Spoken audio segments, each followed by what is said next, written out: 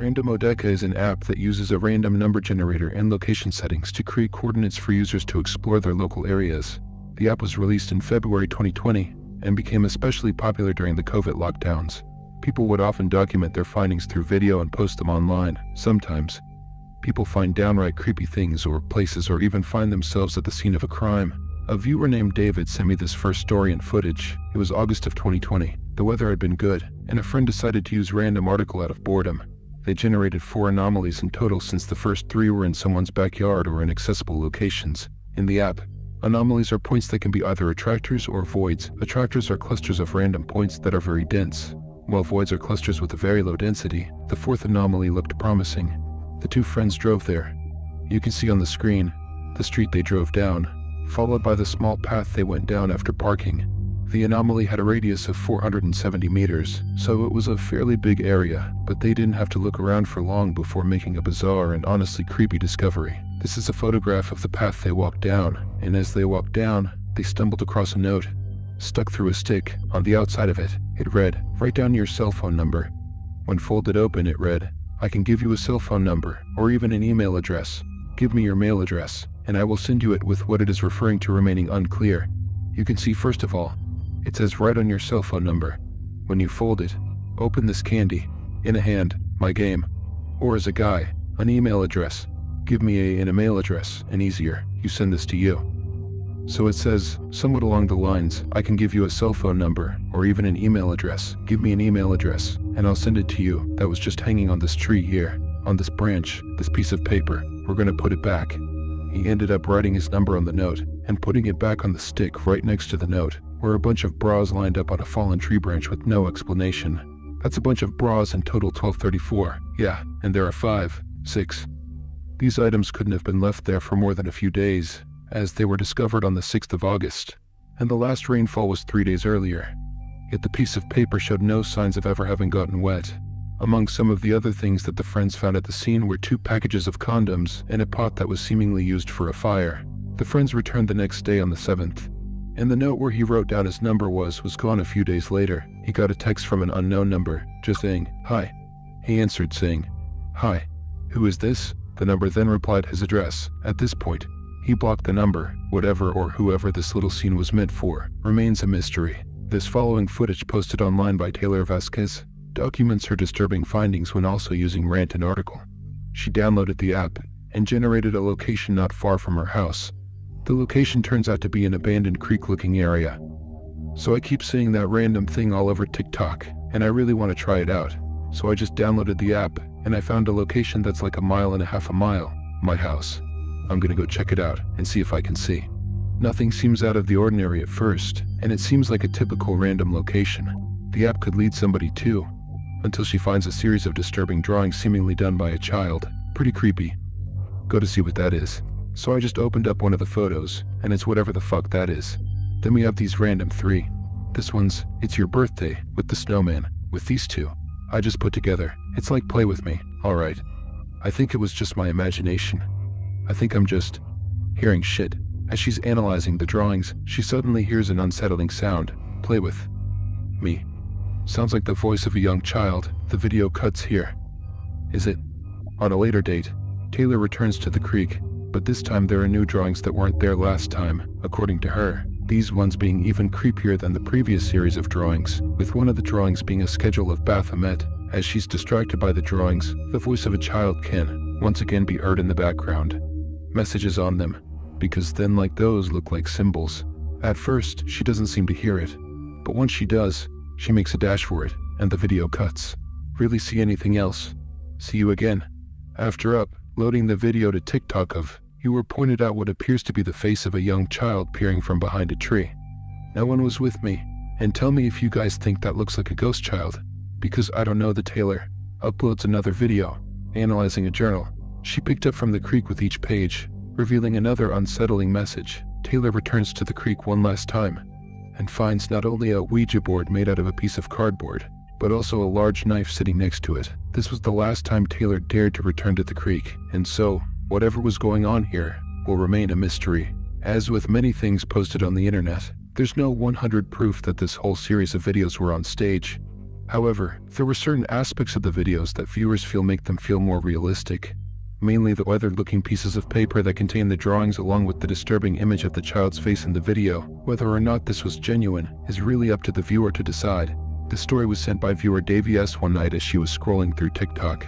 She came across a story about a few teenagers who were using Randonautica. After following the set of coordinates they were given, reached a secluded beach area where they saw a suitcase washed up that contained something disturbing, but I'll talk more about that in a bit.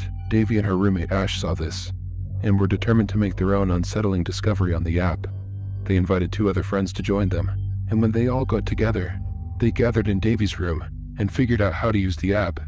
They set a radius around their current location, 29 kilometers or around 18 to 19 miles.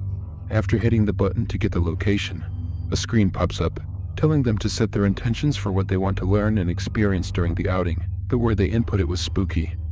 The location the app gave was eerily close to her house.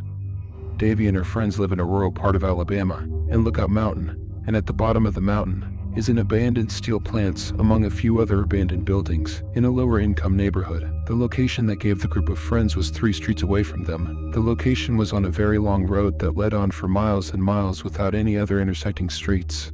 The friends gathered into Davy's car with her friend Miss on the passenger seat, and her friends Ash and Back sitting in the back seat. It didn't take long for the girls to get to the street, and as Davy was about to turn left, she looked at the street sign Owl's Hollow Road. Davy's friends went from loud and excited to instantly quiet as she said, "We're here." Davy continued driving down this dark road surrounded by trees and no street lamps. It was pitch black and around 1 a.m., so the group was definitely feeling the creepiness factor kicking in. As they approached the destination, Davy pulled to the side of the road. At this point, all 3 of Davy's friends were becoming apprehensive about the whole thing, as they saw a very dark trail that led into the woods. The 4 friends sat in the car for a few minutes and laughed nervously about whether they should go through with this or not, but they all felt uneasy. The group started to agree that it felt like they were being watched. Despite being in a locked car, they felt vulnerable being alone with just a dying phone and a switchblade, so they all agreed to leave, and they pulled off further down the road. They kept driving, exploring this narrow road, and there was nothing but trees on the occasional street lamp. Davy was getting tired, and decided to just do a 3-point turn on the very narrow road and go back home. There was a sense of relief, until the group realized they had to pass the trail again. As they passed it, Davy looked in her rearview mirror and saw what seemed to be a hooded male figure standing in front of the trail. She pressed the gas even harder, but she didn't tell her friends what she saw because she didn't want to scare them. The friends briefly talked about that night before going to sleep around 2 a.m. the next morning. Beck went home, and Davy took Ash to work. Mr. decided to hang out with Davy for a little longer, before she had to be home in a few hours. They discussed going back to the trail since it was daylight, and they felt a bit more comfortable. They made their way back to the trail and got out of the car this time, with keys and phone in one hand, and pocket knife in the other. As they walked up the trail, they realized it led uphill, something they did notice the night before because it was so dark. They started to feel like something was off, like they were being watched again. They made it to the top of the trail, which led to a clearing, almost like a dump site, as she described it. There were tires, fast food, garbage, household items, etc. The 2 started looking around some more, and came across a bunch of mattresses, scattered throughout the clearing. The disturbing part was the mattresses were made, beds, pillows, blanket sheets, all that you'd expect on a made bed. The sight was so unsettling that the 2 friends agreed to leave. They hurried back downhill towards the car, and about halfway, Nissa stopped in front of Davy, and pointed into the woods and said, "What is that?" as she spotted a red cooler in a small ditch, something they hadn't seen on the way uphill. They stepped down into the ditch to examine it, and as they walked over to it, all the 2 friends could smell is the stench of something rotting. Upon looking around the surrounding area, she spotted a dead cat carcass, lying a few meters away, avoiding getting too close to the dead carcass. She grabbed a big stick, and tilted the cooler upright, which had a bit of weight to it, making it difficult. Something could be heard sloshing around inside of it, like it was full of ice. She shoved the stick into the top of it, and opened it slightly. And when it opened, a gust of hot, moist, putrid air hit Davy in the face. Bugs and maggots immediately started coming out of the cooler, along with a horrid smell of decaying, overpowering the smell of the cat. Upon opening it a little more, what she saw was a lot of wet, matted black hair. Davy ran back to Mr. and yelled to get in the car. The 2 sped down the road. as Mr. frantically asked Davy what was in the cooler, but she couldn't open her mouth in fear of puking after driving a little ways up the road, hoping to find a driveway to assist in turning around. Davy eventually gave up and did another really tight 3-point turn on the narrow road, but the two would have to pass the trail one more time as they did. Davy noticed some pieces of wood in the road that had not been there before. She looked around and saw the same hooded male figure for the night. Before standing in the woods, she drove her car over the pieces of wood, damaging the bottom of her front bumper, and then sped off back home. She and her friend returned to the trail one more time since this incident to record the trail, which was the footage you've been seeing. Davy has deleted the Random Order app and not used it since. Earlier, I had mentioned that there was a video that inspired Davy and her friends to try the app themselves. That video was filmed by a couple TikTok users, who each posted their own angles of the video, guys. We found it. That's okay that they got to go all of yourself. Open it. It was sweet. It stinks out. It washed up. Okay, so she's calling the police, so we can see if it's actually a dead body or it's just food. Here's the crime scene. So we just found this suitcase, and we're gonna get it. So they like opening it up with the sticks because we don't wanna. I don't care all the gorilla. There's a bag like a black bag.